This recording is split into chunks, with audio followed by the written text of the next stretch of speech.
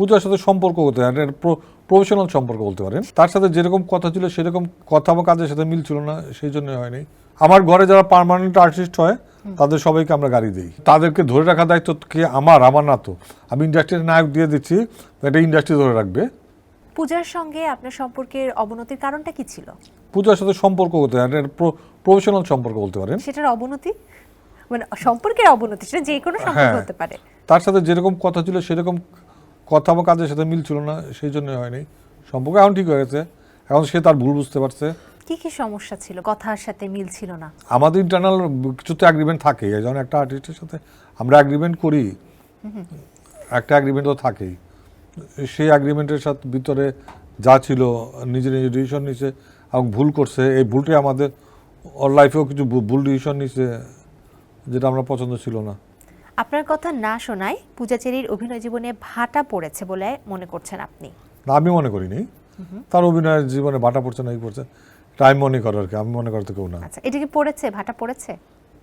এটা তো হ্যাঁ, যেভাবে উঠতেছিল ওই ভাটাটা না পড়লে, এখন সে ওই সমস্যাটা না হইলে সে খুব ভালো পর্যায়ে ছিল, সে খুব ভালো অবস্থানে ছিল, কিন্তু অবস্থানটা নড়বড় হয়েছে। নায়িকা হিসেবে বুবলি কেমন আপনার চোখে? Talent, she is very talent and smart. যেহেতু শিক্ষা আছে, ঢাকা ভার্সিটিতে লেখাপড়া করছে, সো ট্যালেন্ট তো অবশ্যই থাকবে। আপনার চোখে দিঘি কেমন? দিঘি ট্যালেন্ট, বাট রাইট ট্র্যাকে পড়তে পারেন, এটার সঠিক গাইডেন্সটা বলতে পারেন যে লাকটা ফেভার করেনি। লাক একটা মানুষের জীবন অনেক বড় ব্যাপার। এখন পর্যন্ত 52টা সিনেমা বানিয়েছেন, এর মধ্য থেকে আপনার কাছে একদম বেস্ট মনে হয়েছে কোন সিনেমাটা? শনিবার বিকেল নামে একটা ছবি আছে, ওটা রিলিজ হয়নি, সেন্সর আটকে আছে। আচ্ছা, ওটা বেস্ট মনে হয়েছে? ওটা বেস্ট মনে হচ্ছে, গভর্নমেন্ট আর সেন্সর বোর্ড জানে। শাকিব খানকে নিয়ে সিনেমা বানানোর ইচ্ছা আছে? হ্যাঁ, থাকবে না কেন? কবে সেটা? যে কোনো সময়। আমি হয়তো নবাব 2 বানানোর স্ক্রিপ্টের কাজ চলতেছে, নবাব 2 স্ক্রিপ্টটা রেডি করি, মাসুদ রানা একটা গল্প নিয়ে নবাব 2 বানাচ্ছি। দিঘিকে কোনো সিনেমার কাস্ট হিসেবে দেখতে চান? ঠিক নাই, দেখতে এনি টাইম দেখতে পারি।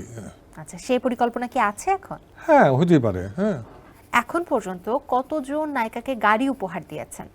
গাড়ি, নায়ক উপহার, আর একটা হলো কমিটমেন্ট। আমার ঘরে যারা পার্মানেন্ট আর্টিস্ট হয় তাদের সবাইকে আমরা গাড়ি দিই, অ্যাগ্রিমেন্টের সময়টা লেখাই থাকে। তাদের নামগুলো কি জানতে পারবো? না, নাম নাই বলি। জাজ মাল্টিমিডিয়ার হাত ধরে যারা এসেছে, আপনার কাছে কি মনে হয় তারা সবাই প্রতিষ্ঠিত হতে পেরেছে? সবাই তো হইতে পারে না, কিছু কিছু মোটামুটি মোস্ট অফ দেম তো হয়েছেই। আপনার হাত ধরে যারা রঙিন ভুবনে পা রেখেছে তাদেরকে দিয়ে একটা বা দুটা সিনেমা তৈরি করে ছেড়ে দিচ্ছেন কেন? কিছুদিন পর তারা তো হারিয়ে যাচ্ছে না? তাদেরকে ধরে রাখার দায়িত্ব কি আমার না তো। আমি ইন্ডাস্ট্রির নায়ক দিয়ে দিচ্ছি, এটা ইন্ডাস্ট্রি ধরে রাখবে। সো সেক্ষেত্রে আপনার কি একটা দায়িত্ব থাকে না যে গডফাদার হয়ে যাওয়া? না না, আমি সবসময় সবাইকে ভালো বুদ্ধি দেই, আমি কখনোই কাউকে খারাপ বুদ্ধি দেই না।